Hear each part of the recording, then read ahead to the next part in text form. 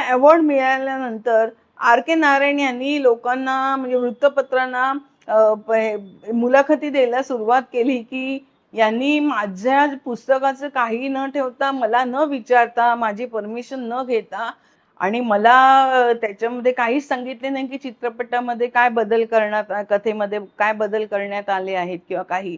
तर इतकी त्यांनी अशी निगेटिव्ह पब्लिसिटी सुरू केली की देवसाहेबांना जाहीरपणे मुलाखत देऊन सांगावं लागलं, प्रेस कॉन्फरन्स घेऊन.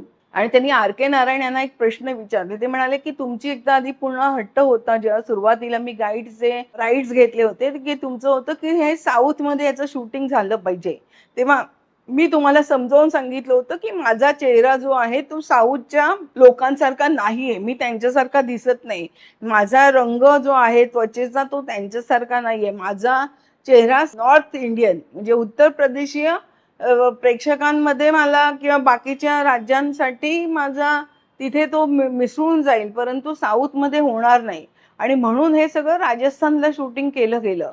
दुसरी गोष्ट म्हणजे जेव्हा आम्ही काही बदल करायचे होते, तेव्हा तुमची परमिशन घेतली होती. आणि तुम्ही जेव्हा हे अवॉर्ड घेतलंत, तर तुमची जर का ही कथाच तुम्ही सांगताय, की माझी कथा काही शिल्लक ठेवली नाही, यांनी आमच्या दृष्टीने कथा बनवलेली आहे, तर मग तुम्ही बेस्ट कथेचं अवॉर्ड का घेतलंत? तुम्ही तिथे स्टेजवरती फिल्मफेअरच्या नाकारायला हवं होतं. तुमचं जेव्हा जाहीर करण्यात आलं की या अवॉर्डसाठी, बेस्ट कथेसाठी तुम्हाला अवॉर्ड दिलं जातंय, तेव्हा तुम्ही स्टेजवर येऊन सांगायला हवं होतं की माझी कथा ठेवलेली नाही या दोन्ही बंधूंनी, तर मला हे अवॉर्ड नको म्हणून. मग तुम्ही हे अवॉर्ड घेतलं कसं? या सगळ्या प्रश्नांना देवसाहेबांच्या आर के नारायण यांच्याकडे कुठलंही उत्तर नव्हतं.